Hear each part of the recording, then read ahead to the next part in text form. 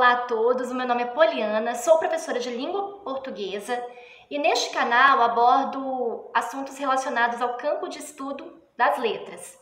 Sejam todos bem-vindos, espero que vocês aproveitem o assunto que aqui será explorado.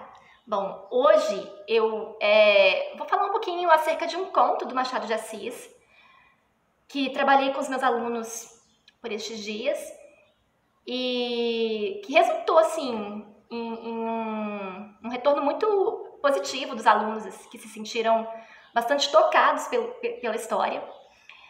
Eu sei que Machado é muito reconhecido por algumas obras, né, nacionalmente, como os seus romances, Dom Casmurro, Memórias Póstumas. Há contos do Machado também muito famosos, como, por exemplo, A Cartomante e Pai contra Mãe, que são extensivamente conhecidos. Mas a minha escolha foi por um conto não tão popular, né? De nome A Carta. Bom, A Carta explora o psicológico de uma personagem chamada Celestina, que é a protagonista da história, né? Na verdade, é uma história muito simplificada que o Machado, com a sua maestria, consegue aprofundar. Já solteirona, contando 39, segundo ela, 40, segundo sua mãe, né? Ela todos os dias se arrumava e ficava à janela, à espera de um pretendente que intuitivamente ela já sabia, né, que não viria, devido ao fato de não ser bela, não ser jovem e não ser rica, né, 3 fatores que estavam ali levando ela à predestinação da solteirice, da solidão, o que no século XIX poderia quase ser confundido assim com uma carga vergonhosa, né? Porque ela passava a ser julgada por ter fracassado naquilo que cabia a uma mulher naquele período. Vivendo de pequenas costuras para ajudar no sustento da casa. O pai morrera, deixara quase nada, morava com a mãe já envelhecida e uma irmã bem mais jovem, né? Ela encontra uma carta na caixa de costuras, uma carta romântica, apaixonada. E enfim, né, valendo-se ali das suas ânsias, dos seus desejos, ela começa a construir um grande castelo a partir daquela hipótese amorosa, considerando que o dono daquela carta estava apaixonado por ela, né? E construindo, então, todo um mundo, né, particular. Ela vai à procura dessa pessoa, ficando à janela à tarde, buscando encontrar esse homem, enfim, e quando ela pensa que o encontrou, ela se resguarda e nessa noite ela dorme, né? Na verdade, ela não dorme, ela fica quase que durante a noite inteira imaginando, assim, a vida que ela não teve, né? Um homem apaixonado, um suposto casamento, um casamento com grandes pompas, um casamento que realmente abalou, né, toda a cidade, um vestido dos seus sonhos que ela provavelmente não acreditava mais vestir.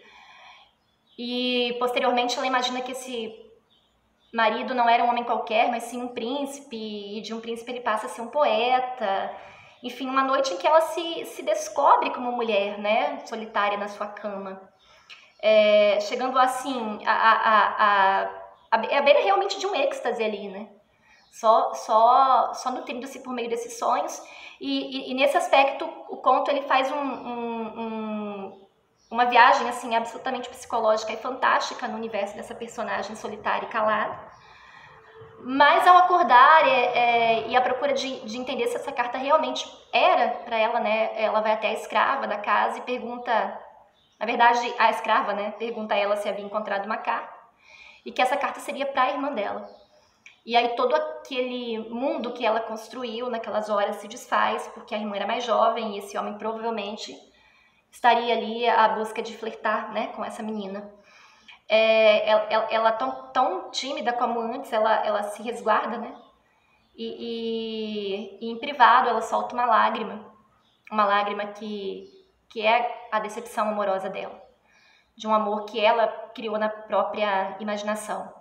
E o Machado termina lindamente o conto afirmando que foi a última lágrima de amor, né, que ela derramou, fazendo com que nós adentremos realmente ao drama dessa personagem, da solidão ao qual ela estava limitada, né?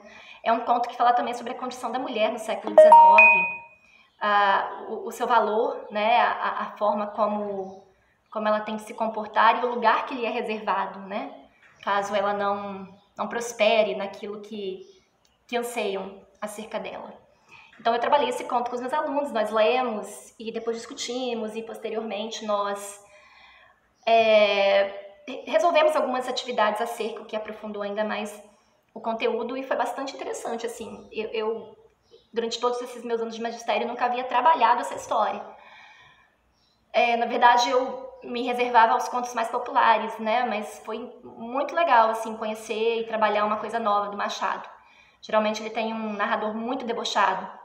Os narradores de Machado são bastante debochados, irônicos, né? E esse narrador, ele me trouxe um olhar mais complacente, mais sensível, assim, sobre essa mulher, que foi interessante para o trabalho, assim. E deu pra gente, no mínimo, assim, construir um pouco mais de empatia acerca do outro. Espero que vocês tenham gostado desse vídeo e fica aqui a dica e a leitura do conto A Carta de Machado de Assis. Obrigada pela atenção.